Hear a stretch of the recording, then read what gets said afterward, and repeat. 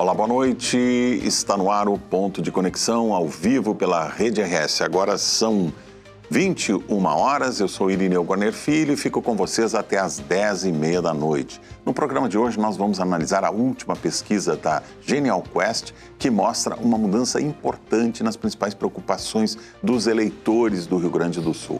As enchentes aparecem agora em primeiro lugar, à frente de temas tradicionalmente considerados prioritários, como saúde e economia.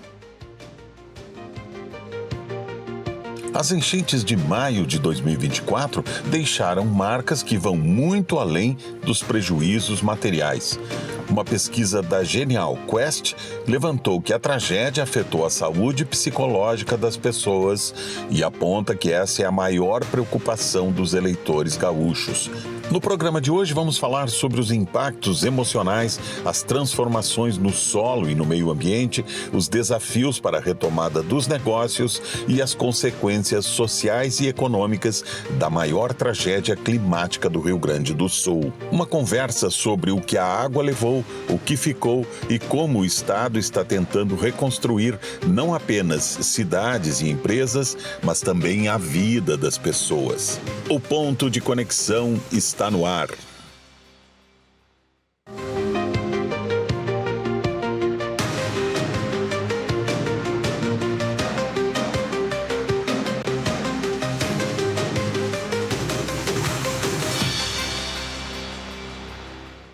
E antes de iniciarmos a nossa conversa de hoje, eu lembro que você assiste a nossa programação no canal 55.1 da TV aberta e no 511 da Claro TV. Você também pode acompanhar tudo ao vivo pelo YouTube em @canal Rede RS. E se quiser, ainda pode deixar o seu comentário no nosso chat da transmissão.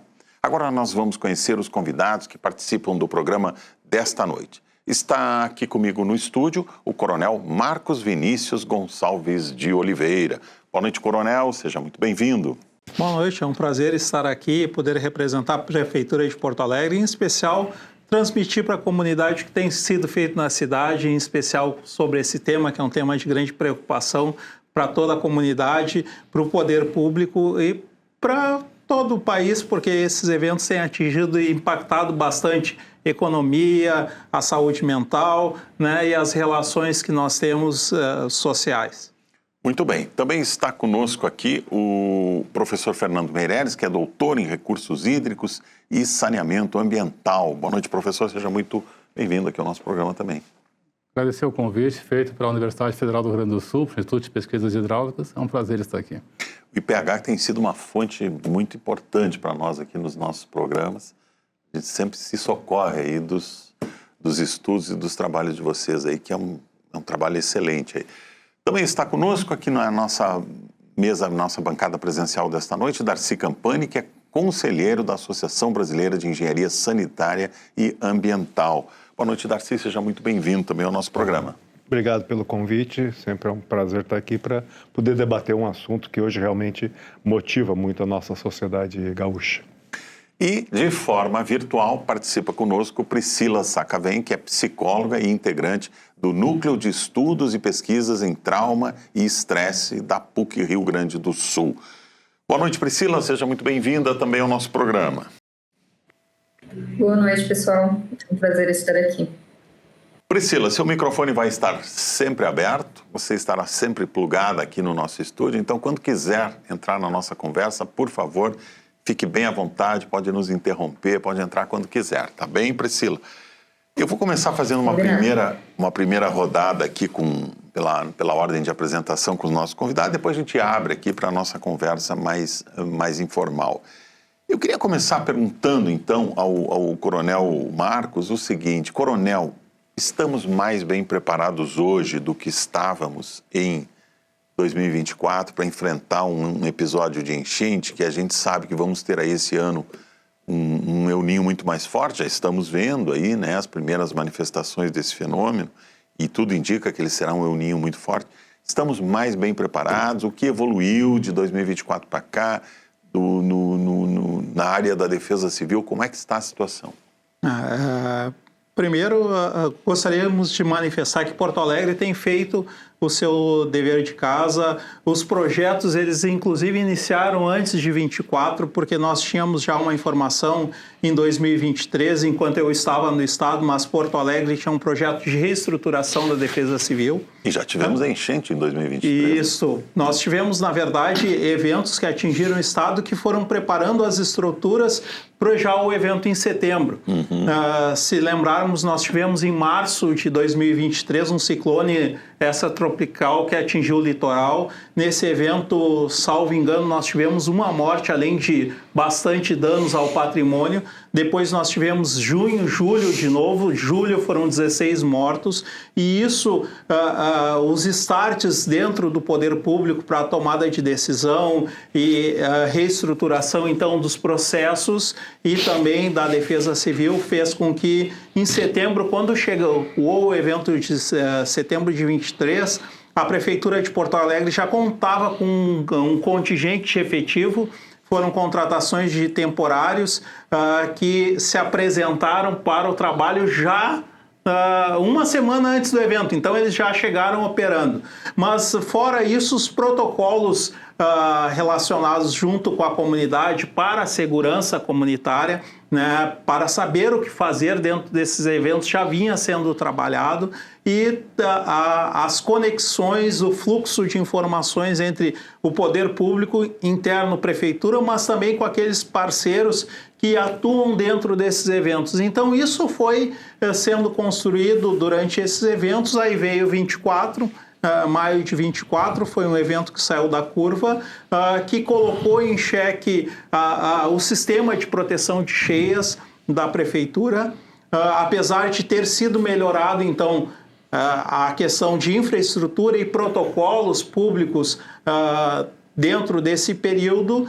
24 demonstrou que era preciso uma série de reestruturação, em especial de obras a ser realizadas na cidade, e nós podemos dizer que de lá para cá a cidade está muito melhor preparada para esses eventos. Foram revisitados os grandes gargalos que nós tivemos nesses eventos, foram substituídos equipamentos para melhor proteção, bombas e válvulas para que a água não voltasse do Guaíba. Tem setores da cidade que a água não passou por cima do dique, e sim ela retornou pela tubulação. Isso foi revisitado, foram trocados esses equipamentos, as casas de bombas elas foram melhoradas e potencializadas, os diques eles foram elevados à altura desses diques. Então nós podemos dizer que a cidade está melhor preparada, mas não basta só a estrutura, né, o investimento em tecnologia e estrutura, se não for trabalhado também a questão da autoproteção e a capacitação das comunidades. Nós estamos recebendo e estamos fazendo um trabalho em especial com aquelas comunidades mais vulneráveis, capacitando elas quanto ao conhecimento do plano de contingência, mas o que fazer em cada um desses eventos. Então, essas medidas, acreditamos que a cidade já tem um poder de enfrentamento melhor para esses eventos. Perfeito. Professor Fernando, a gente sabe que o Instituto de Pesquisas Hidrológicas da URGS trabalha com muitos dados, é um trabalho científico, feito a partir de dados coletados, né? Como é que está isso aí, a coleta de dados que nós temos hoje, quando a gente sai de Porto Alegre e olha o Rio Grande do Sul como um todo? Porque nós não tivemos a enchente só em Porto Alegre, essa enchente atingiu boa parte do Rio Grande do Sul, né? E temos áreas aí muito sensíveis, como a região dos vales, a região ali do Vale do Taquari, enfim, regiões aqui, o Delta do Guaíba, regiões que são muito críticas. Como é que está isso aí, esse monitoramento que vocês fazem do Estado hoje? Dá para antecipar um problema de grandes proporções que venha a nos atingir? Bom, a situação não está muito boa ainda, né? Nós tivemos uma rede de monitoramento muito poderosa, né, até 2018, né, até o final do governo Sartori. E depois essa rede foi degradando, né? Eu digo porque eu fui diretor de recursos hídricos do governo, né? Eu implantei, né, coordenei a implantação da rede, né, das estações fluviométricas e pluviométricas, né, do Estado, as estações automáticas, né, em número de 160 estações, e essas estações elas foram coordenadas com estações que já existiam do setor elétrico do CEMADEM. Chegamos a ter, então, um conjunto de informações de 670 estações, considerando Argentina, Uruguai e Santa Catarina, que faziam, então, uma rede de monitoramento, né, em curto espaço de tempo, Essas uma hora. estações, me desculpe lhe interromper, elas mediam exatamente o quê? Chuva Nível, e nível dos rios. E nível né? dos rios. Então, várias de chuva, algumas de nível do rio, nos pontos principais. Né? O setor elétrico, quando ele implanta uma usina hidrelétrica, ele é obrigado, né? Existe uma resolução, é obrigado a implantar estações antes e depois da usina. Né? Então, o Vale do Taquari, por exemplo, tinha uma série de informações muito rica, né? Muito preciosas. Então, não tinha necessidade do governo do estado implantar novas estações ali, porque já tinha uma densidade de monitoramento muito grande. Aí veio o evento de 23, né, o coronel Marcos falou, né, e a gente já observa que nós não tínhamos informações da rede do estado. Né? Ela já estava falhando por falta de manutenção. As informações não estavam chegando para vocês. Não chegavam, né? Ou as estações não estavam transmitindo ou não estavam medindo, mas de qualquer maneira a gente entra em várias estações que tem lá no banco, né, da Agência Nacional de Águas, né, o Hidroeb, que é a nossa fonte oficial mais utilizada por todo mundo que vai pensar no Brasil em termos de dados de chuva, dados de nível de rio, vai procurar a base oficial da rede hidrometeorológica nacional, que é mantida pela Agência Nacional de Águas. E aí a gente vê que as estações do governo do estado, da SEMA, pararam de funcionar, pararam de transmitir. Então a gente ficou sem compreender muito exatamente o que aconteceu em 23. O coronel falou do evento que teve em março, mas nós tivemos um evento em junho, né, numa bacia dos Sinos, né, e bacia do Maquiné, onde nós não temos nenhuma informação, porque as estações não estavam mais funcionando. Então, a gente perdeu muito da capacidade de monitoramento. A Defesa Civil Estadual agora lançou, né, esse mês de julho, agora lançou a possibilidade de a gente acessar dados ainda de forma precária de uma rede de 132 novas estações, né, que estão monitorando parâmetros climáticos e de nível de rios. Né? Então, é uma outra rede. Né? Em vez de recuperar aquela, fizeram uma outra leitura de rede, uma rede específica para esses eventos, né, climáticos extremos. Né? Então, não posso concordar que nós estejamos melhor preparados que a gente já esteve. Né? Quero lembrar também que em 2017 a gente concluiu, né, a construção de uma política estadual de gestão de risco de desastres. Isso gerou um projeto de lei e que não foi aprovado, não foi para frente esse projeto. Então, lá, tudo isso que o coronel colocou, a questão de protocolos, a questão de cultura, de comunicação, de preparação, de mitigação, tudo dentro do estado da arte mundial do que é uma gestão de risco de desastre, está nesse documento que o Rio Grande do Sul tem. Pagou, investiu recursos. Quer dizer, diagnóstico temos. Não só diagnóstico e planejamento. O projeto chegando na ponta, foi uma construção que envolveu toda a sociedade. O que faltou aí, professor? Vontade política, dinheiro? O que faltou? Não, dinheiro não, porque é um projeto de lei, né? Faltou realmente protagonismo, né, das autoridades. Eu não tenho nenhum problema em dizer isso. Faltou, deve estar na gaveta de alguém esse projeto, né? Isso é muito grave, né? Provavelmente está na Casa Civil esse projeto, essa política, e eu já perguntei para o governador Eduardo Leite por que não se coloca para frente isso, né? Isso é muito grave. Essa política foi baseada no Marco de Sendai, que é o nosso último documento internacional de gestão de risco de desastres, que era um marco de 2015, né? Que foi acordado nas Nações Unidas, é o documento referencial. Então, quando chega em 2017, se faz um documento desse para o Rio Grande do Sul, nós não tínhamos nada mais novo para seguir, né? É o documento que a gente deveria seguir. Então, eu vejo que a gente perdeu a chance, né, de 2018, 2019, 2020, de realmente estarmos fazendo outras coisas. E aí está trabalhando com cultura, comunicação, a questão de gestão de estresse, né, que vamos ter uma convidada para falar sobre isso. Sim, a Priscila vai falar sobre isso. Então, nós retrocedemos nesse ponto, infelizmente. E aí vem 2023, 2024, né? E hoje a gente vê que a prefeitura está fazendo obras, né, recuperando uma estruturas que até um tempo atrás era um patinho feio, né, era o muro da vergonha, era o sistema que deveria ser destruído e tudo mais. E hoje esse sistema está recebendo 2 bilhões e 300 milhões de investimento. Tem que elogiar a prefeitura? Tem que elogiar, talvez, pela recuperação, mas tem que criticar por que deixaram chegar nesse estado. O coronel mesmo falou válvulas que não funcionavam, né, casas de bombas que ficaram... Em 2024 a gente viu pela ali casa de bombas. Então, assim, nós colapso dessa estrutura. Então, assim, não é para culpar a prefeitura da gestão do governo do prefeito Melo. Claro, isso veio de vários governos. Desde o Olívio Dutra, que recebeu o sistema, até Melo. Então, nós temos uma degradação dessa rede de proteção, né, que gerou prejuízo da ordem de 5 bilhões, custou 5 bilhões em termos atualizados, gerou um prejuízo de 5 bilhões, ou seja, teria se pago apenas no evento de 24, e aí agora recebe mais 2 bilhões e 300 milhões para ser refeito. Então, a porta arrombada, tranca de ferro. Então, nós estamos correndo atrás desse prejuízo. Vamos aprofundar mais essa questão, professor, no decorrer do programa, mas eu queria ouvir também o Darcy sobre essa questão, Campani,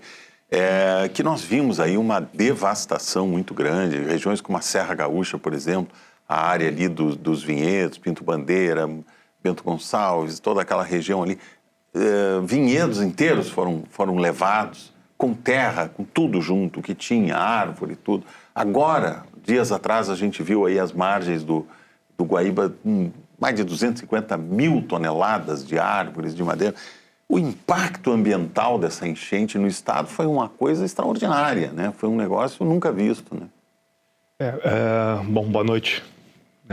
Voltando aí, só uma pequena reparo, quem me indicou para fazer a participação aqui foi o Observatório das Metrópoles. O Observatório das Metrópoles é uma rede nacional que a gente tem de pesquisadores de universidades públicas e privadas que se preocupam exatamente com a ação, né, de vários aspectos aí no desenvolvimento das metrópoles. Realmente, há poucos dias atrás, nessa última chuvarada, né, a gente chegava ali na beira do Guaíba, até inclusive teve uma reportagem que foi feita por uma das nossas redes aqui do Rio Grande do Sul, que estava o repórter, e ele salientando ali que estava passando uma floresta atrás dele, dentro do rio. Né? Isso aí... Uma parte ficou nas margens do Guaíba, outra parte seguiu, lagoa abaixo. Isso aí a gente acompanha, minha formação, eu sou agrônomo, né? Então a gente sabe que é problema de conservação dos solos, né, que tem que ser feito. Tem que ser agricultura. Hoje mesmo eu estava dando aula de tarde de máquinas agrícolas, né, para o pessoal da engenharia mecânica, e a agricultura ela está sendo repensada, mas ainda tem muita resistência em algumas áreas, né, desse repensar a agricultura. A gente tem que ter uma agricultura que preserve, né, o solo. O Rio Grande do Sul foi um dos campeões de erosão do solo, parece que não aprendeu, né? A gente teve vossorocas aí, o estado inteiro com vossorocas, aquelas balas, né, que abriram no campo na época da sucessão trigo-soja mais agressiva, né? E parece que a gente não aprendeu, parece que a gente está ainda tentando entender o que é fazer agricultura no solo de um país, né, que nem aqui, num estado que nem o Rio Grande do Sul, né? Nós importamos lá atrás o modelo europeu, né, onde tinha neve, aqui não tem neve, então lá se arava, se gradeava sem problema nenhum, né? Aqui arar e gradear não é tão simples assim, né? A gente degrada o solo e o solo não tem como resistir, né? Se a gente continuar, a brincadeira que eu fiz com os nossos alunos, se a gente continuar nesse ritmo de agricultura, o que a gente vai criar é um planeta redondinho. Ele vai ficar redondinho, porque o vale vai descer tudo e onde é que vai ficar a água? A água vai ficar na superfície disso aí. Então, nós vamos criar um grande planeta água, né, que vai ficar todo na mesma altura e o que está por cima vai ser a água, né? Mas, assim, entrando um pouquinho também no debate que o Meirelles também aí levantou, né, o porquê, né, da tua pergunta, por que se deixa sucatear uma rede de monitoramento. O que a gente sente, né? Eu já participei da prefeitura aqui, já fui vereador, tudo mais que a gente sente é uma resistência muito grande a planejamento. E quando tem dados, não tem como dizer não para os dados. Os dados estão ali, eles estão te batendo na cara e dizendo é isso, né? A gente, né, sem uma crítica específica, né, a degradação do sistema de drenagem de Porto Alegre não foi obra de um governo. Vou dizer que no governo Olívio, que eu estava no governo, o Vicente Halber fazia uma boa gestão, mas, né, podemos ver algumas críticas àquele período, né? Mas realmente houve uma degradação muito forte e a gente vê isso, né? Em vários governos, a primeira coisa que se acaba é o sistema de monitoramento. Entrou um governo, precisava fazer economia, eu era presidente do Comitê Gravataí, o que fez? Corta o monitoramento do Gravataí. Tinha 20 anos de monitoramento sobre qualidade e alguns dados hidrológicos lá do Gravataí. Corta, né? Dados hidrológicos, me corrija o Meirelles, eu sempre ouvi, fiz mestrado lá no IPH, que a gente precisa de recorrência de 50 anos. Então, quando eu tenho já 50, 60 anos de dados e, por uma decisão de governo, corto, né, 1 ano de dados, eu estou acabando com toda uma série que é isso aí é conhecimento, é capital da humanidade. A humanidade precisa desse dado para entender o que é isso no nosso planeta, como é que ele se comporta. E se eu não monitoro, eu não sei como é que ele se comporta. E aí, como é que eu vou planejar, né? Aí, isso que o Meirelles falou, planos, né? Aí se faz um plano bonito e quem é que aplica o plano? Não aplica o plano fica só lá na gaveta para dizer que cumpriu a legislação, né? Isso a gente tem no Brasil inteiro, a legislação de saneamento de resíduos sólidos obriga a realização de planos. Aí a gente vai perguntar para as pessoas onde é que está o plano. Está numa gaveta lá. O prefeito, o governador está respeitando, está tocando adiante. Ninguém sabe, né, o que são feitos com o plano. Então, é um pouco de cultura que a gente precisa, né, nessa questão de planejamento. Dizem que os japoneses não conseguem fazer nada sem planejamento, né? Saíram de uma guerra devastada, hoje são a 4ª, 5ª maior potência do mundo. Nós somos a 10ª, né, mas não enfrentamos uma guerra, né? Então, a gente precisa ter mais cultura de planejamento. A guerra que nós estamos enfrentando hoje é essa, né, dos eventos climáticos extremos.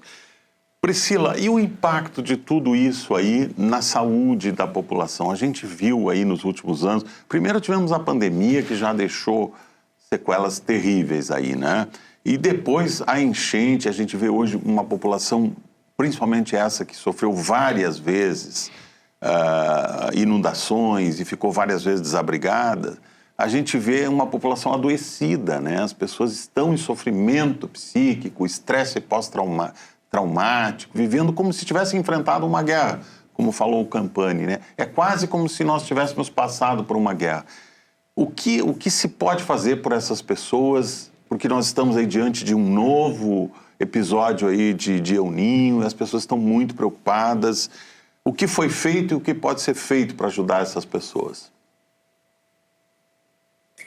Bom, indo por partes, né, durante as enchentes, né, que ocorreram, o núcleo ele teve um papel bem importante na questão, seja de criação de materiais, né, para as pessoas utilizarem, como também a formação gratuita, né, com videoaulas na internet para pessoas que gostariam de participar nessa ajuda, né. Sim. Atualmente, a PUC, ela conta com o núcleo, né, o NEPT, ele conta também com um ambulatório, né, de atendimento às pessoas que foram afetadas pelas enchentes, né.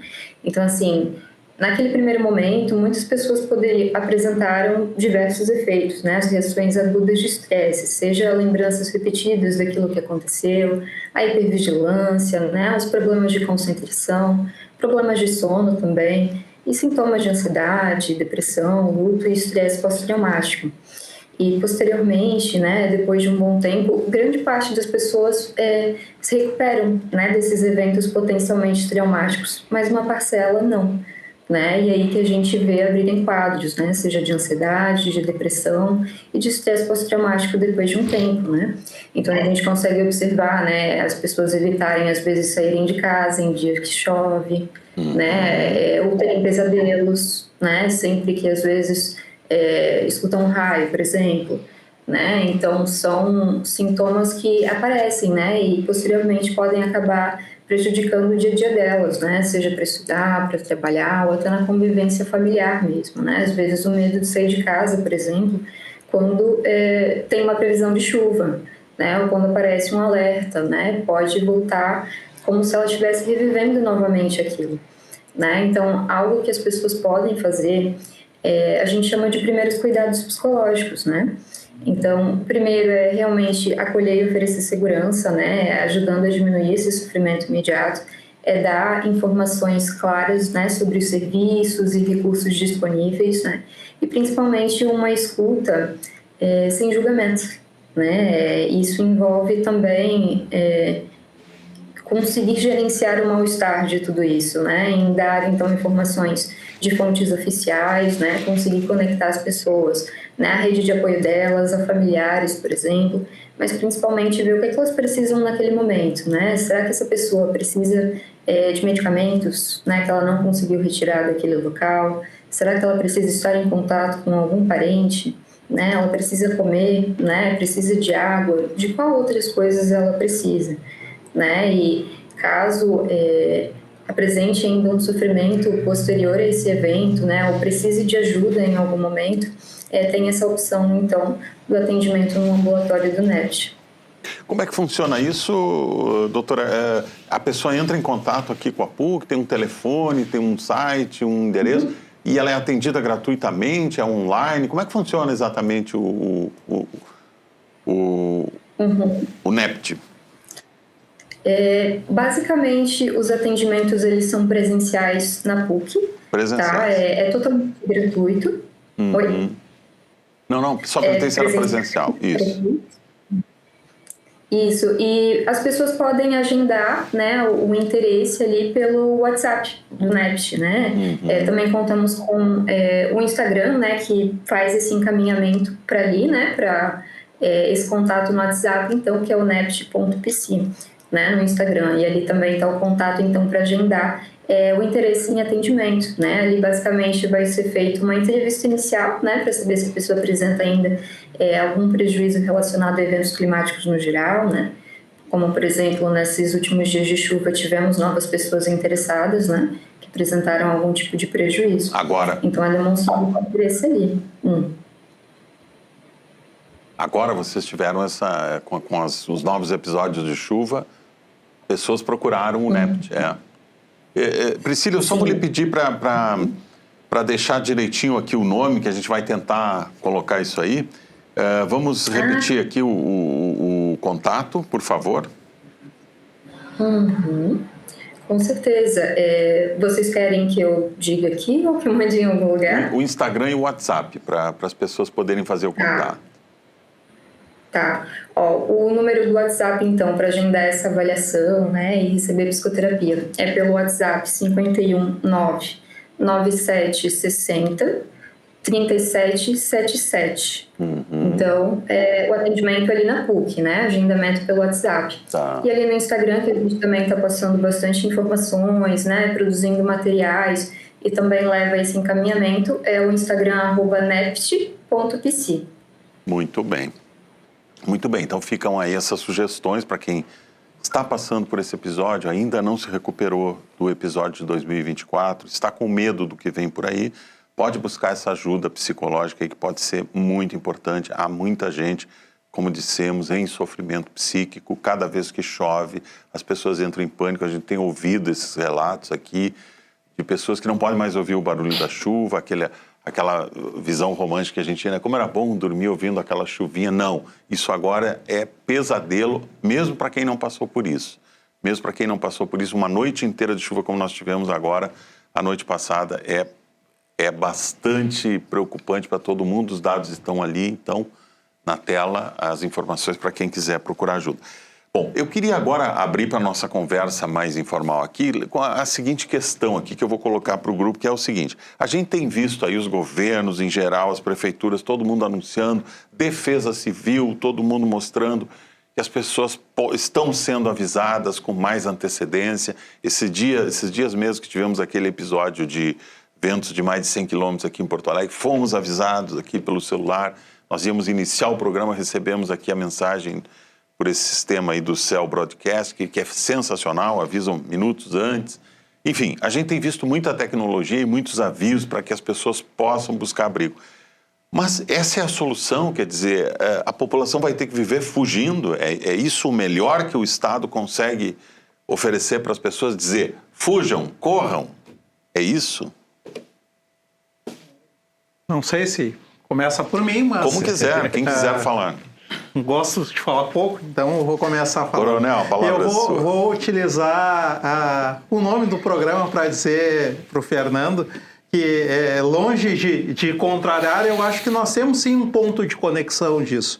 Porque Porto Alegre, apesar de eu ter manifestado que a cidade está melhor preparada, nós não vivemos isolados e nós sentimos, e já sentíamos isso quando estávamos lá no estado, essa dificuldade de falta de informação, porque o que mais impacta, em especial nessa questão hidrológica para a cidade de Porto Alegre, não é o que ocorre propriamente na cidade de Porto Alegre.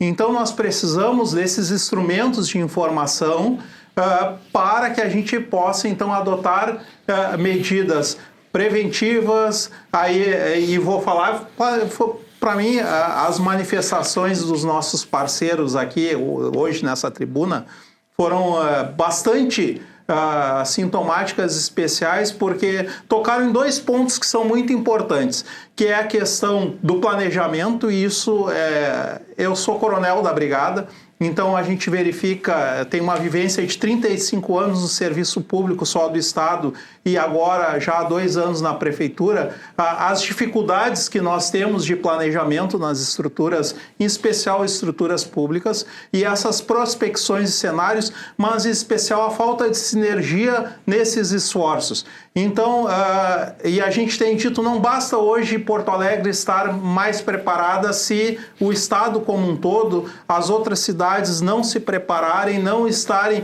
e a gestão, e ela não pode ser um trabalho isolado. Não pode Porto Alegre fazer a sua parte, Canoas fazer a sua parte, mas elas não se comunicarem essas informações, porque daqui a pouco as estruturas, as obras, o planejamento que foi feito, se ele não se comunicar com o outro, nós teremos um prejuízo ali na frente. Nós estamos fazendo alguns bloqueios, alguns sistemas, sem estar conversando com todo, e isso pelo menos na minha visão de gestor e também como cidadão me traz até uma certa preocupação.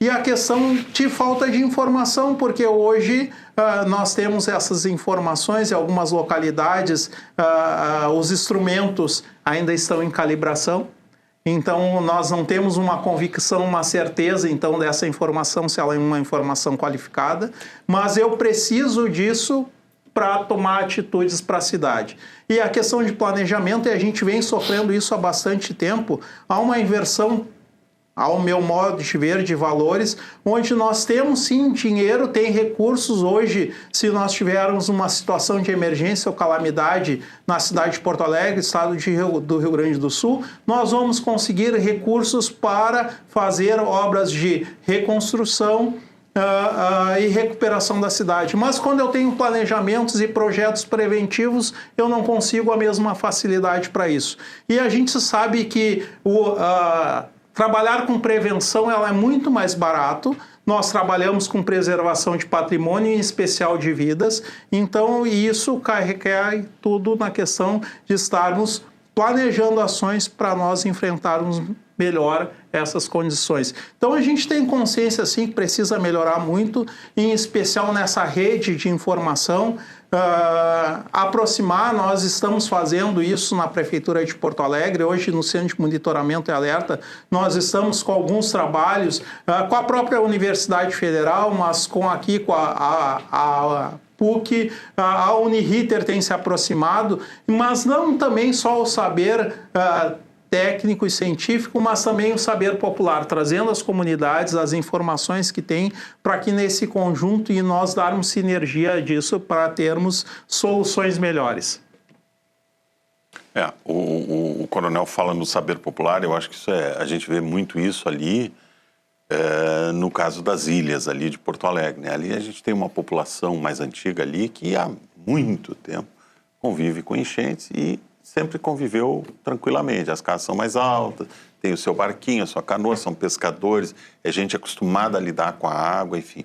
Mas hoje a gente tem uma população muito maior ali, que não é aquela população original, como bem lembrava aqui o professor Meirelles antes de a gente iniciar o programa.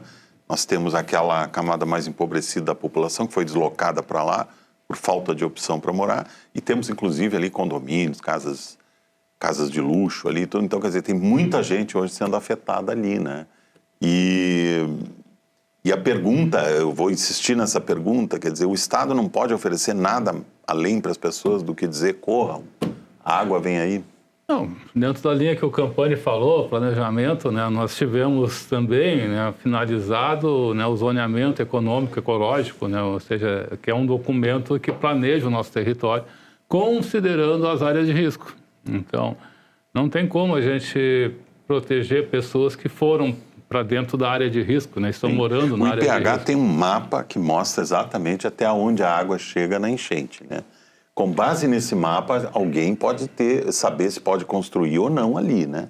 Sim, mas daí vamos lembrar, né? Nós temos um mapa que consegue mostrar onde é que foi a enchente 24, até antes da enchente 24 acontecer, porque Porto Alegre tem uma topografia, tem informações topográficas muito detalhadas. Né? Até o meu genro é de Palmares do Sul, e aí o que aconteceu? Ele me ligou, vai acontecer alguma coisa em Palmares? Eu olhei e disse, não, nada.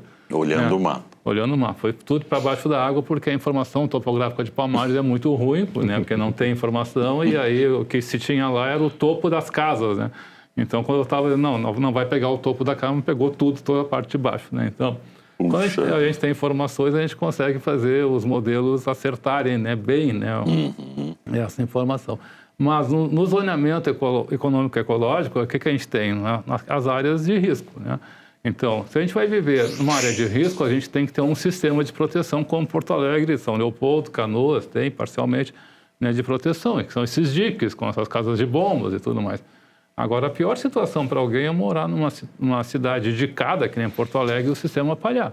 Porque aí a água entra com uma velocidade e sai com uma velocidade muito menor, né? Como a gente viu lá, né? Tiveram que arrancar os portões, as comportas para aumentar o fluxo d'água para sair. Depois que ela entrou com uma velocidade, demorou muito para sair. Encheu muito rápido e demorou muito para esvaziar. Demorou para esvaziar. Então, assim, quer morar numa cidade, quer morar numa zona de risco, tem que ter um sistema de proteção ou vai ter que conviver com esse problema, né?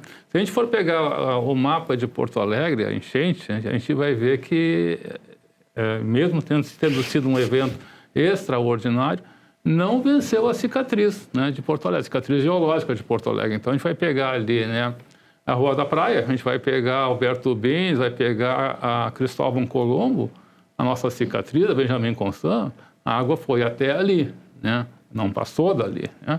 Para quem conhece Porto Alegre, o centro vai ter uma rua muito especial, que é a Demétrio Ribeiro. Ela foi criada pela intendência municipal, porque a Washington Luiz, que é a mais baixa, vivia inundando, né, no passado. Então, vamos fazer o quê? Vamos fazer uma rua numa cota superior, que é a Demétrio Ribeiro. Ou seja, Porto Alegre já teve uma maneira de conviver com enchente diferente, né? E a gente foi Mas a água chegou na Demétrio Ribeiro, né? Oi? A água chegou ali, né? Na qual calçada? Na calçada. Qual é? Ali, então... chegou perto. Está bem, é ali que tinha que chegar. Ou seja, não passou daquele ponto. Na calçada da direita, na calçada da esquerda talvez não tenha chegado, porque ali é a nossa cicatriz, ali que foi feita, né? Então, agora a questão das ilhas. As ilhas sempre foram uma zona de exclusão, né, de atividades, né? Quando Porto Alegre tinha os matadouros, eles eram nas ilhas, né, para evitar justamente o mau cheiro, contaminação, né? Aí ficaram os pescadores tradicionais. Né? Então, ocupar as ilhas realmente foi uma situação de exclusão social, que as pessoas foram indo para lá. Antigamente, nós não tínhamos água e luz naquela região, porque a Prefeitura de Porto Alegre dizia, não posso, porque aqui é uma zona de parque, aqui é uma zona de exclusão, aqui é uma zona de risco. Mas, né, foram levando, movimentos sociais foram, né, fazendo suas pressões e colocaram, né, essa infraestrutura. Bom, deu no que deu, ou seja, ali é uma zona de altíssimo risco de inundação. Então, a gente não vai ter como, né, a não ser que cerque as ilhas. Eldorado do Sul é outro município que foi construído numa zona muito baixa. A gente, né, conhece, indo lá para a Estação Experimental da URGS, a gente via lá as lavouras de arroz e a cidade, logo depois, ou seja, numa zona muito baixa. Hoje, para cercar Eldorado do Sul, fazer um sistema de dique, nós também estamos falando da ordem de bilhões de reais de um investimento. Então, só vai ficar pronto depois de 2030. E temos Cachoeirinha, Gravataí ainda, com o sistema da Arroio e Feijó, Alvorada, todos projetos que estão há décadas aí, né, para serem colocados, porque as cidades foram invadindo as áreas, né, que eram dos rios, né? Então, na nova situação climática, né, nós vamos ter mais frequência, né, e maior intensidade desses eventos. Então, a pergunta é, a gente vai viver com esse medo de algumas coisas? Depende se a gente for fazer os diques ou, melhor, respeitar o zoneamento ecológico. Isso seria o ideal, né, professor? Não construir nessa área da mancha onde a água chega. Mas é uma área mais próxima do centro, é a área onde tem uma estrutura de transporte. Todo mundo quer morar ali. Então, todo mundo quer morar ali. Então, bom, se assim temos que fazer o sistema de diques e temos que falar de uma coisa que ninguém gosta de falar. Um imposto, uma taxa de manutenção do sistema de proteção de Porto Alegre. Uma taxa para o sistema de São Leopoldo. Não pode ser um valor retirado do caixa único da prefeitura. Sim. Porque senão a gente vai ficar na dependência da boa vontade ou da visão do governante de plantão. Vamos ter uma cidade de cada? Vamos. Então, o IPTU tem que ser diferente para poder ter uma taxa anual e a prefeitura... Esses recursos têm que ser destinados exclusivamente para isso. Ninguém pode mexer neles. Né? Se for pegar 50 anos que o sistema está pronto, né, 2 bilhões e 300 milhões que vai ser investido agora, a gente vai ver que vai dar uma conta de 400 milhões por ano de taxa. Então, não seria um valor absurdo frente a um prejuízo de 5 bilhões que a gente... Muito bem, agora são 21 horas e 41 minutos. Nós vamos fazer um rápido intervalo. Em seguida, continuamos analisando o que a última pesquisa da Quest revela sobre o sentimento dos eleitores do Rio Grande do Sul e o peso das enchentes no debate público.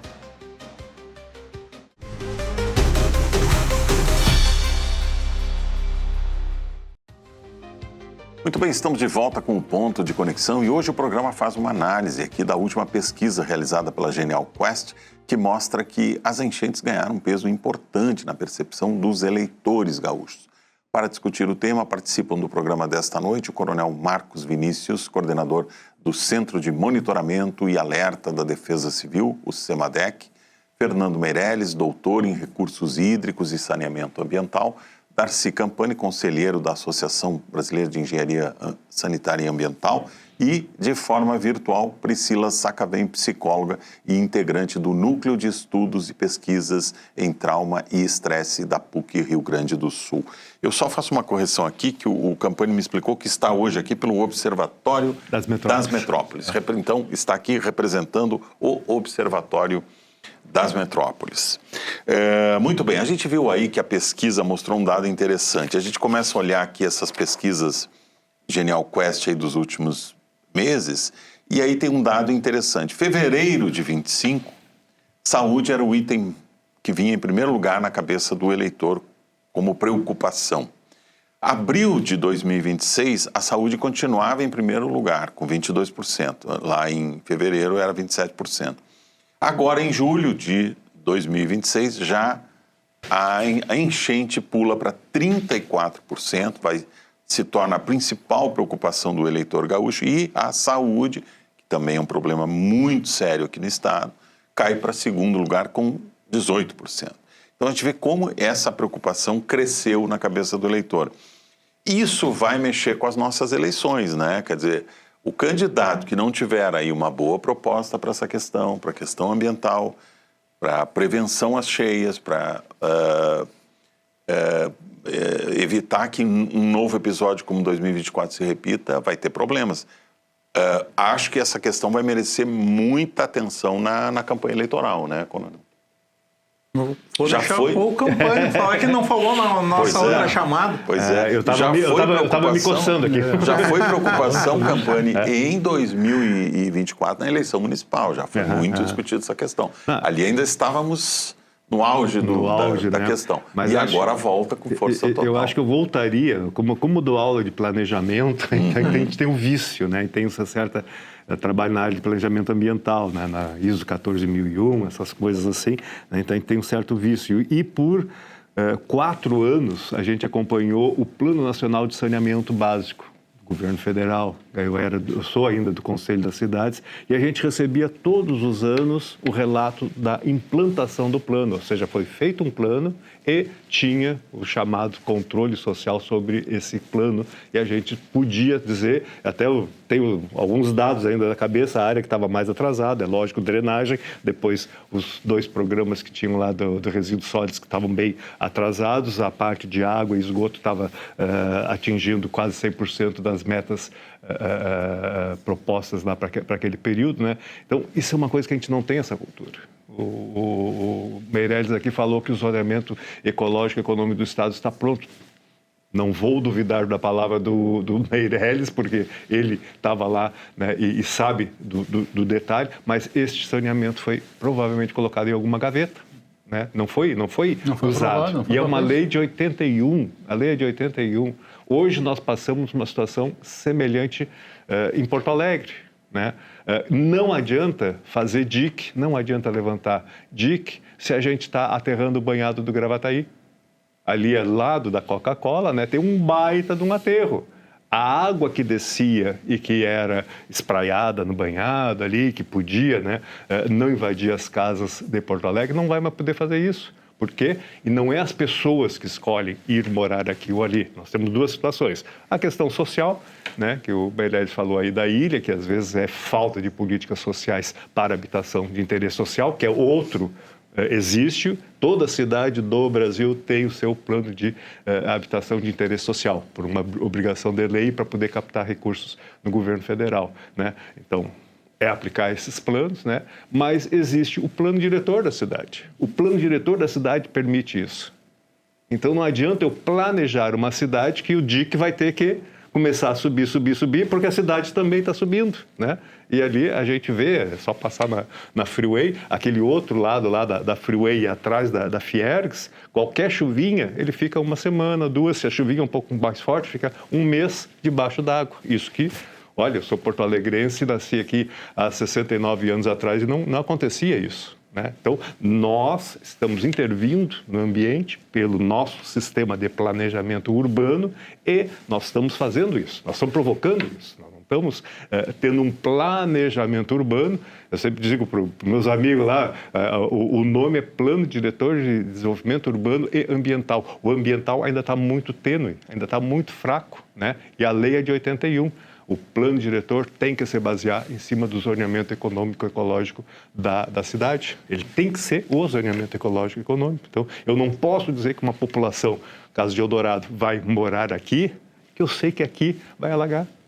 Então, o plano diretor, para mim, em termos de observatório das metrópoles, né, é o instrumento básico para eu pensar o que fazer. E como é que isso aí se reflete nas eleições? Aí eu sou eleitor, né? Eu vou votar naquele cara que vai me dizer que eu vou fazer planos consistentes e vou seguir planos. Né? A gente vê alguns dirigentes que vão, não, eu vou fazer isso, vou fazer aquilo, ideias brilhantes, né? Na minha área lá de resíduos, vou botar um incinerador, vou botar isso, Tá, mas isso aí está dentro de que plano? Se não está dentro de um plano, não vai ter viabilidade econômica, social, né? Não vai ter a viabilidade. Eu tenho que ter um plano que eu saiba que eu vou caminhar e vou ter uma cidade saudável, não uma cidade que a qualquer chuvinha, tem que botar mais bomba, tem que... Esse discurso me toca muito, né? Que a gente vê, o pessoal fala em resiliência, aumentar a resiliência, e aumentar a resiliência é botar mais bomba, é botar mais dica, é botar... Não. Nós temos que fazer alguma coisa que realmente a cidade, né, possa sobreviver sem ter que ter mais dique. Eu, quando estou em Porto Alegre, estou na zona sul de Porto Alegre. Na zona sul de Porto Alegre não tem dique. Não tem dique. Né? Eu fui um dia desse, aí está pensando em se mudar de casa, por um problema de locomoção, e uma casa que eu visitei ali em Ipanema, o pessoal fez tudo bonitinho, pintou a casa para não ficar marca nenhuma, mas a gente abriu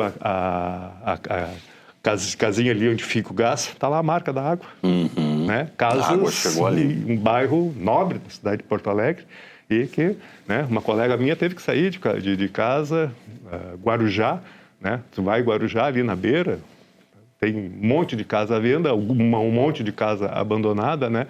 Por estar pelo plano diretor numa área que nunca deveria ter tido casa. Agora há pouco nós tivemos aí toda a discussão em torno do plano diretor, né? E essa questão veio, mais uma vez, foi um dos pontos da discussão, né? Não sei, vocês acham que o que foi aprovado, como é que a Defesa Civil teve voz nessa discussão aí do plano diretor? Sim, todas as secretarias participaram do processo. Claro que a construção ela é maior, mas participaram, né, com as suas considerações. Hoje, em Porto Alegre, nós temos um levantamento junto com o Serviço Geológico do Brasil. São 142 áreas de alto e muito alto risco, ou seja, eu tenho perigo e vulnerabilidade, tem pessoas morando nessas áreas. Então, tem uma série de ações já para mitigar esses riscos ou que as pessoas sejam realocadas dessas áreas. Então, tem sido feito isso. Eu concordo e vejo assim, eu acho que uma das coisas, coisa não exclui a outra, eu acho que nós temos que reforçar o nosso sistema de proteção de cheias, mas o discurso Capani é importante porque a gente trabalha com os profissionais que se debruçam no desenvolvimento dessas áreas, e eu vi um colega que trabalhava conosco e agora ele teve que sair lá do nosso convívio, que era o Galdino, hidrólogo. Ele fez a formação dele lá junto no IPH, e ele dizia que hoje a solução efetiva é trabalhar são as questões ambientais, porque senão efetivamente a gente não tem um resultado positivo. Nós podemos ter eficiência, eficácia, mas a efetividade ela não vai se chegar se nós não mexermos nessas questões. Mas eu acho que é um trabalho conjunto e aí tem que ter planejamento para isso e tem que caminhar as coisas conjuntamente. Eu estava aqui instigando, acho que seria um programa interessante nós chamarmos aqui o DEMAI para demonstrar hoje as questões que estão sendo trabalhadas na cidade. Para essa questão lá do Gravataí, tem sido feita uma bacia de amortecimento, né, para que essa água ela escoe, para ali não aconteça o que aconteceu no aeroporto e as águas que vêm do arroio Sarandi, Passo das Pedras, elas vão para essa bacia de amortecimento. Não é a minha área, então a gente sabe porque nessas reuniões de trabalho conjunta é feita a exposição. Então tem uma série de ações caminhando de uma forma conjunta. A Secretaria do Meio Ambiente do município ela tem trabalhado em especial nessas áreas de maior vulnerabilidade. A questão das ilhas, hoje foi feito um projeto de realocação das pessoas ali daquela área. Aquele que é o morador, que ele é nativo, que está acostumado com essa situação, tem toda uma reestruturação das moradias para que ele possa, então, estar mais adaptado a esses eventos. Mas aqueles que estão ali, mas aí tem uma questão social que foi colocada, porque as pessoas estão ali, mas também elas têm uma dificuldade de sair daquele local, porque ele está próximo de vários centros, né? Está próximo do centro e ali ele tem condições de fazer o seu trabalho de coleta e de catação. Então, tem uma série de serviços que tem que trabalhar de uma forma sinérgica. Então, assistência social, a questão de economia para emprego dessas pessoas, e isso tem sido trabalhado, e a gente sabe que esse é um processo longo e demorado, né? Mas volto a dizer que, na nossa visão hoje, está no caminho, nós estamos caminhando para isso. Mas também nós temos problemas, e aí eu começo pela estrutura que a gente tem no país, e é uma crítica que a gente tem como um todo. A Lei 12.608, que trata do sistema de proteção de defesa civil, no nosso entendimento é uma lei que ela tem problemas, né? E a nossa intenção, porque ela foi revisitada há pouco tempo, nós dizíamos que o sistema ele tem que funcionar como funciona o SUS, que pelo menos para nós é um modelo que seria bem adequado para o sistema de proteção e defesa civil do país como um todo. Então, essa concorrência, tu falaste no Cell Broadcast, ele é importante porque ele comunica, mas tem coisas anteriores aí. Porque recordamos lá no início, eu vou falar um pouquinho antes, eu estou voltando na nossa questão anterior. Fique à vontade, Coronel. Março de 23, quando nós tivemos o evento no litoral, que foi dado o alerta antecipado, eu dizia assim, hoje com o nosso sistema de informação, ele não é feito para as pessoas. Porque eu tenho um sistema, está disponível pelo Estado como um todo, e esse sistema é o da União, onde eu tenho 0,7% da população daqueles municípios que está cadastrado no sistema. Ou seja, por mais que eu comunique, as pessoas não vão tomar conhecimento. E a forma é SMS, a gente sabe hoje que nós não olhamos SMS. Ninguém olha Aí nós mudamos, depois de uma construção e de várias interlocuções, conseguimos que chegasse o Cell Broadcast para que então as pessoas não tivessem mais necessidade de fazer um cadastramento para receber a informação, mas aí vem aquelas discussões que a lei, a 2.608, diz que a responsabilidade para monitoramento das áreas de risco é do município, a informação dos alertas é do município, mas 90% dos municípios do país, se não for mais, não tem estrutura para isso. E as que têm, e eu digo hoje a cidade de Porto Alegre tem essa condição de fazer isso. Isso tem funcionado muito bem. Mas as outras estruturas, elas não querem abrir mão de dar essa informação, e isso ela torna-se quase que um desserviço quando nós temos concorrência dessa informação. Por que isso? Porque quem conhece as características da cidade é a cidade, né? É o cidadão, eu sei. E aí vai assim, foi falado aqui, Porto Alegre, as cotas que nós temos de inundação, elas não são lineares, são diversos pontos que eu tenho. Né? E quando eu dou um aviso, um alerta de forma linear e geral, e a gente sabe que o monitoramento esse começa, e aí eu começo lá pelo o alerta da União. Eu dou um alerta que eu pinto 3 estados para um evento, que a gente sabe que não vai acontecer em todos os municípios, em todas as regiões. Claro. Mas é um modelo de macro região que eles fazem um monitoramento. É um primeiro alerta para dizer, olha, tem alguma coisa a caminho. Mas é o que serve para alguns municípios, é esse que tem. Não vai servir para todos. Aí o Estado ele tem também um monitoramento de macro-regiões. Então eu dou um alerta, vou pegar a Regional 1 lá, que eu pegava antes de Tapes a Torres. Dava um alerta de Tapes a Torres, vou falar para a Prefeitura de Porto Alegre, se tem um alerta de 4 dias, onde eu tenho estruturas que eu vou colocar Defesa Civil, DEMAI, de prontidão, que é em torno de R$50 mil dia só para cuidado das casas de bomba. E não caiu um pingo d'água, são 200 mil jogado pelo ralo. Então, hoje Porto Alegre tem capacidade de fazer isso. E o alerta, ele tem que ser um alerta muito preciso, porque senão ele cai no descrédito da população. Não. E aí ele não vai atender mais isso. Sem querer fazer uma crítica, Coronel, desculpe lhe interromper, mas eu acho que muito do nosso descaso hoje com o SMS foi isso, né? Chegavam muitos alertas o tempo todo, e aí no fim a gente começou, não aconteceu nada hoje, não aconteceu nada amanhã, a pessoa começa a perder a credibilidade. O alerta começa a perder a credibilidade, a confiança se perde. Né? Então, essa é uma questão que ela tem que ser trabalhada para a questão da comunicação. E aí, havia falado antes lá, será que nós vamos viver sempre com medo? Eu vejo assim, e talvez por isso também tenha crescido a questão da preocupação da população toda, a forma que a comunicação é feita, a comunicação em desastres, e aí eu colocaria também para a nossa convidada, a professora, se manifestar quanto a isso, mas a gente vê assim, hoje a comunicação de desastres, aquela que explora a desgraça no desastre, ela é muito mais visualizada e ela tem muito mais espaço que a comunicação que é com uma assertividade, com uma maturidade, com uma responsabilidade. Sim.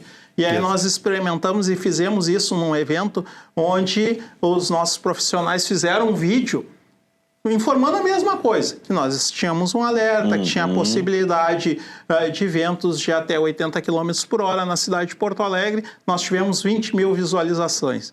Aí fizemos o mesmo vídeo com uma imagem do El Niño, então assim, do aquecimento global atrás, então tá aquilo amarelo, vermelho, assim. Dramática, deu impactante. 126 visualizações, o mesmo conteúdo. Né? Então essa exploração, a gente também tem se colocado assim precisamos estar todos unidos no sentido de tentar fazer com que as pessoas elas não fiquem alarmadas com essas questões, né? Que elas recebam uma informação de qualidade, uma informação precisa, mas não mais uma informação que explore a ideia, né, não é aterrorizar o medo a das população. pessoas. Professora Priscila, qual seria a linguagem ideal para comunicar à população sobre esses riscos? Porque a gente tem visto muito isso. Acho que o coronel levanta aqui uma questão muito importante, né? A gente tem visto, assim, nas redes sociais, alguns meteorologistas dizendo vai ser muito pior, vai ser terrível, vai ser pior que 2024 e tal. E hoje nós já temos aí esse fenômeno da ansiedade climática, né? As pessoas já estão vivendo numa situação de ansiedade permanente. Como é que se avisa sobre uma catástrofe iminente sem gerar pânico? Olha, essa é uma questão muito importante. É complicado, né? Não sei se eu vou conseguir exatamente explicar de forma tão completa, né? Mas é como o coronel mencionou, né? Às vezes o conteúdo mais alarmista, ele consegue mais alcance, né? Ele mobiliza mais as pessoas, né? Até no formato que ele está passando, né? Às vezes um vídeo pode fazer muito mais acessos, por exemplo, do que uma simples postagem, né? Mesmo que seja oficial, né? E digamos que as frases, né, mais alarmistas, elas chamam muito a atenção das pessoas, né? Quando alguém diz que uma catástrofe está iminente, cuidado, né? Novamente vai acontecer aquilo que aconteceu em 2024, por exemplo, né? Isso mobiliza muito as pessoas, né? Então, os alertas, né, aquilo que o coronel estava mencionando, né, ao mesmo tempo em que perdeu credibilidade para uma parcela das pessoas, para quem apresenta ainda, por exemplo, um sofrimento muito ativo relacionado aos eventos passados, na verdade é um gatilho também, né, de que a todo momento está esperando que poderia acontecer novamente um evento semelhante, né. Então, afeta as pessoas de forma diferente, digamos assim. Né? Mas ainda assim, a linguagem que vocês estão utilizando, né? Falando, na verdade, só o que vocês têm de informação realmente, né? E tentando falar isso de uma maneira clara, né? Sem gerar hipóteses que não têm embasamento, por exemplo, já é o suficiente, né? Para as pessoas entenderem. Mas, com certeza, o alcance, né? O interesse pode ser um desafio, né? Porque, atualmente, a gente tem acesso a tudo, né, ao mesmo tempo, né, e isso, enfim, ganha força, né, seja fake news ou coisas do tipo, né, e às vezes pode ser difícil isso filtrar para as pessoas, né. Esse é o ponto, filtrar, né, porque o que vem nas redes vem de todas as fontes, muitas sem credibilidade nenhuma, enfim, aí aquilo se mistura numa confusão em que as pessoas às vezes não conseguem filtrar. Agora, uma outra questão, professora, que me parece fundamental, assim, para a gente tentar entender o trabalho de vocês. Tem pessoas aí que já ficaram desabrigadas 2, 3 vezes, já perderam tudo que tinham em casa 2, 3 vezes, estão vivendo uma situação de sofrimento psíquico intenso. Que tipo de orientação, que tipo de conselho, que tipo de acolhimento vocês podem oferecer? Qual é a mensagem que vocês, psicólogos, conseguem passar para uma pessoa numa hora dessas? Bom, no caso, eu sou mestranda ali do núcleo, né?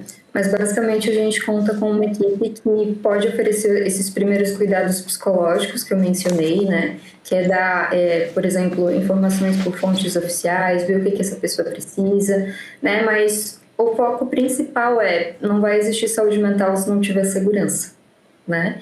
Então, o primeiro passo é resolver primeiro as questões mais básicas, né? Por exemplo, se ela precisa ser encaminhada para uma assistente social, né? Se ela precisa ter acesso à alimentação ou passar a noite, por exemplo, né? Primeiro ter esses cuidados principais para só assim depois, né? A gente conseguir oferecer realmente uma psicoterapia, por exemplo, né? Porque nesses momentos o que ela precisa são os primeiros cuidados psicológicos, né? Imagino que não seja fácil, né? Acho que essa preocupação é muito importante. A gente tem algumas comparações com outros países, e agora a gente teve lá a Venezuela e Colômbia, os terremotos, mas terremotos são coisas que acontecem numa região, até alguns estão questionando se não teve ação ambiental, né, que possa ter causado, mas aqui o Chile, o Japão, são ações que a população, tu tem que realmente fazer um programa desse, porque tu não tem solução. O terremoto vai vir e... Agora, aqui a gente está numa outra situação, a gente está numa enchente, e nós estamos, no meu entendimento, cavando a cova para a gente se enterrar, porque a gente está desenvolvendo, criando cidades que não estão pensando nessa possibilidade. E aí tem essa questão de fazer dique, fazer obra. Não, nós temos que inverter a situação. Teve um dia desse, até faleceu aquele arquiteto, acho que era chinês lá, que estava pregando as cidades esponjas. Né? Hoje eu recebi ainda um videozinho de como é que eu refrigero uma cidade. Né? Então é isso que a gente tem que começar a pensar. Não só... porque realmente a coisa que a gente está indo, na minha visão é isso, a gente está indo para a gente se acomodar, quando se fala aumento da resiliência, que eu detesto essa expressão, para mim ela é uma propriedade física dos materiais, aí é uma das aulas que eu dou lá, né? A gente está querendo se acomodar, não, a gente não tem que se acomodar, nós temos que atuar no meio ambiente, podemos, ainda dá tempo, alguns mais alarmistas dizem que já passamos do ponto, eu acredito que a gente não passou do ponto ainda, para reverter tudo isso. Né? Essas chuvas excessivas são resultado do quê? Queimada da Amazônia, é um dado que até agora eu não consegui levantar, mas uma árvore é 80%, 85% água. Então, tu queima a Amazônia, tu está com toneladas de água evaporando. Ela vai cair em algum lugar. Então, se a gente não reverter a maneira da gente conceber, se relacionar com o ambiente, se a gente não parar com as queimadas, se a gente não parar, né, com cidades que não pensam a questão ambiental, cidades que só acumulam cimento, né, a gente vai entrar nesse ciclo. Né? E eu acho que aí quando o tema é esse das eleições, né, eu, enquanto eleitor, eu tenho que me preocupar não só com o cara que vai ter um programinha lá para a hora que a minha casa estiver debaixo d'água, ele tem um abrigo para me colocar, ele vai ter uma comidinha para me dar. Isso é assistencialismo, isso não resolve. Isso é entrar, e aí eu concordo plenamente. Eu estou sentindo até dentro da URGS lá uma certa síndrome de pânico. Vem uma chuva... Sim. Já todo mundo está lá no WhatsApp, eu não vou para aula, porque vai vir uma chuva. Sabe? Aí eu me lembro quando chuva sempre ocorreu, são mais severas, mas agora qualquer pingo de água que cai, eu não vou na aula, né? Porque nós estamos sofrendo e nós temos que ter resposta para isso. Né? Como é que as pessoas podem voltar a viver tranquilamente numa cidade para não toda hora receber uma mensagem. O objetivo não é a mensagem, o objetivo é não ter a mensagem. Claro. Só vai não ter a mensagem se tu atacar nas questões ambientais. Exatamente. Esse é um ponto muito legal que o senhor mencionou, né? Cada vez mais as pesquisas mostram, né, que não só aqui, mas no mundo inteiro, cada vez mais aumenta essa preocupação, né? Tem até o nome, né, que cada vez mais tem sido estudado, que a gente vai chamar de ansiedade climática, né? Então, grandes pesquisas mostram que cada vez mais as pessoas mais jovens, principalmente, elas apresentam grande preocupação quanto a isso, né? Quanto ao futuro, relacionado aos eventos climáticos no geral, né? E também o quanto elas são afetadas por conta disso, né? Uma sensação de desespero também, né? Do que poderia acontecer. Professor Meirelles, só para a gente encerrar, a gente já está no limite aqui do tempo desse bloco, mas a gente falou muito aqui na questão dessa mancha, onde a água chega, onde não chega, onde pode construir ou não pode. E o aeroporto de Porto Alegre está dentro dessa mancha que vocês identificaram? Como possível de enchente? Ele está dentro da mancha e nós vamos lembrar que no final do aeroporto nós tínhamos uma avenida chamada Avenida Dique. Isso. Né? E na expansão do aeroporto, essa avenida foi rompida, né, para fazer a expansão do aeroporto. Da pista. Né? E a recomposição do sistema de proteção ali foi feita de uma maneira que eu, pessoalmente, discordo. Né? Então, ali se criou um ponto de vulnerabilidade e que agora a prefeitura resolveu, a partir dessa obra que foi feita lá no Arroio da Areia, no Arroio Passo das Pedras, né? Mas nós continuamos com um ponto, né, ainda em aberto da cidade, a prefeitura sabe disso, né, que é na Avenida Ernesto Neugebauer, né? Então ali nós temos um ponto, né, que nós tínhamos a 116 e essa avenida corre do lado da 116 e passa por baixo da Freeway ali, então ali o dique Freeway foi rompido e tem um ponto extremamente vulnerável. E pode levar água para o aeroporto. Pode levar água para toda a Avenida dos Estados ali e entrar pelo aeroporto ali. Sim. Então ali nós estamos falando de uma diferença de altura ali em relação ao dique de quase 4 metros, né? Então a Freeway está na cota 7 e lá está na cota 13, alguma coisa. Então nós ali temos um ponto bem vulnerável da cidade, né? O outro ponto é o gasômetro, que né, quando foi feito, né, o centro cultural do gasômetro, né, que todo mundo gosta, mas o muro continuava por dentro do prédio do gasômetro lá e tem mais uma área que foi revitalizada e ali o sistema foi rompido. Então nós temos um outro ponto de entrada ali. E né? por ali entrou água. Não, ali a prefeitura agora tem uma estratégia de ação emergencial que não é o que foi feito. Ali é saco de areia, aqueles bags diferentes, mas basicamente são sacos de areia que vão ser colocados caso venha uma nova inundação. Nós temos a travessia da Cis Brasil pela Freeway, é um outro ponto frágil também, que né, quando se fez aquela ampliação da passagem da Cis Brasil, se rompeu o dique também, então é um ponto frágil. Então, se tiver uma cheia de novo, que nem 24, a Cis Brasil vai ter que ser bloqueada com sacos de areia ali, vai ter que fazer uma volta por cima da Freeway. E nós temos mais um ponto né, que é menor, de menor importância, mas também são 4 pontos que o sistema não protege hoje. Né? A Zona Sul de Porto Alegre não teve sistema de proteção, porque na época do projeto era uma zona de casas de veraneio, de menor ocupação. Muito pouco densa, né? Com pouca densidade. Se a gente for lembrar, a Zona Sul ficou a salvo do começo da enchente, só depois, quando veio o vento sul, que as ondas então invadiram. Então ali o problema é mais o nível da Laguna dos Patos, Guaíba, que vai afetar. E botou água de volta para cá. A questão do vento sul que levou. Então ali, é uma altura bem diferente né, do restante do sistema para proteção. Tanto que lá em Ipanema já fizeram uma mureta mais baixa e a princípio está resolvido, está dentro da mesma lógica de proteção. Funcionou. Né? Mas quando se falar em cidades esponjas e algumas coisas assim, a gente viu né, que a missão holandesa né, veio né, com alguns conceitos né, que a gente discorda, né, porque o Rio Grande do Sul não é a Holanda, nós não somos a Europa, nossas chuvas são diferentes, nossos solos tudo são diferentes. Então, não temos mar aqui, é rio. Aí tem soluções que não dá para importar.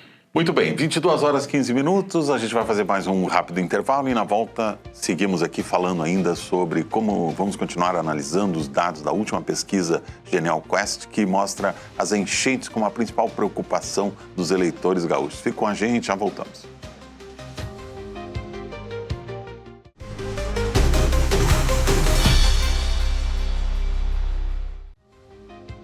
Muito bem, estamos de volta com o Ponto de Conexão e este é o último bloco do nosso programa. Hoje estamos falando sobre os resultados da última pesquisa da Genial Quest, que levantou as enchentes como principal preocupação dos eleitores no Rio Grande do Sul, à frente de saúde, economia, segurança, e pelo menos esses 3 itens que sempre foram os principais nas pesquisas eleitorais, sempre apareciam como grande preocupação do eleitor, agora foram superados pela preocupação com as enchentes. Veja como esse item que alguns anos atrás nem aparecia na pesquisa, hoje ele assume um protagonismo e uma importância enorme em função de tudo isso que vivemos e estamos vivendo.